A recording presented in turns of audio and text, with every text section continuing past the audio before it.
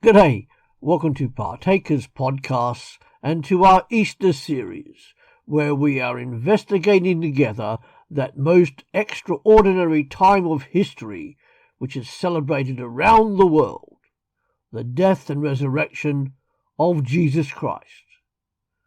Come on in. People still doubt despite the evidence. So how do we deal with the doubters? Let's say that Jesus didn't rise from the dead. Well, surely the authorities, both Jewish and Roman, would have produced his dead body in order to quench this new movement. But they didn't, and the reason that they didn't is because they couldn't.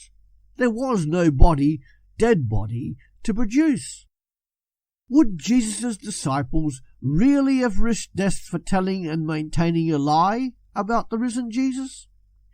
These disciples were beaten, confused, defeated, and dispersed men.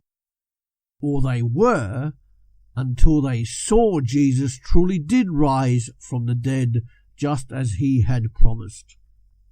And after seeing him, they were a transformed and victorious people. I've had people say to me that somebody, even the disciples, stole the body. That was it. They stole the body. Hardly likely. And if that had occurred, for what reason? How would they have got past the Roman guard and moved the stone a great distance from the tomb? This very reason is what the Jewish authorities tried to perpetuate by way of a bribe in Matthew chapter 28, verse 11 to 15. Now while the disciples of Jesus were going, behold, some of the guards came into the city and told the chief priests all the things that had happened. When they were assembled with the elders and had taken counsel, they gave a large amount of silver to the soldiers, saying, "Say that his disciples came by night and stole him away while we slept. If this comes to the governor's ears, we will persuade him and make you free of worry." So they took the money and did as they were told. This saying was spread abroad among the Jews and continues until this day. So we can negate the fact that somebody stole the body. And then we have the swoon theory. That must be it. Jesus didn't die, but he merely fainted and recovered consciousness in the tomb. That must be it, huh?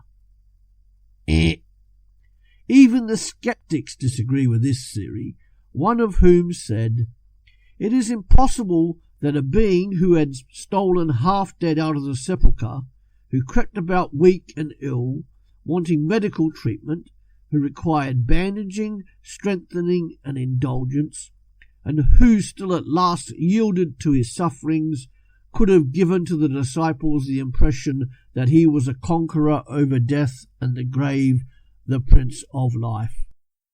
So nobody stole the body. Jesus didn't merely faint. Okay, then perhaps they all went to the wrong tomb. That's it. Yeah, that must be it. They went to the wrong tomb. Again. Whilst one person may have gone to a wrong tomb, and possibly two, not everybody who knew would have done.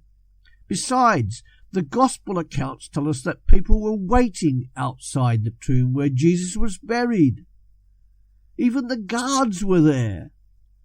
And surely Joseph of Arimathea would know which tomb Jesus was buried in, seeing as Joseph owned it.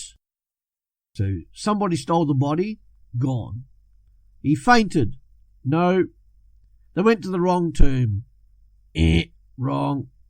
Okay then, Jesus didn't die on the cross, but somebody was substituted for him. That is what Islam believes. However, this is certainly untenable given the rigidity and strict record-keeping of Roman rule, and with the eyes of the Jewish hierarchy watching upon.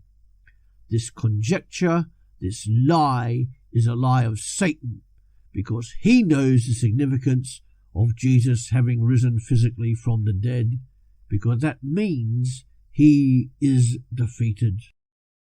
Thanks for joining us today on Partakers Podcasts.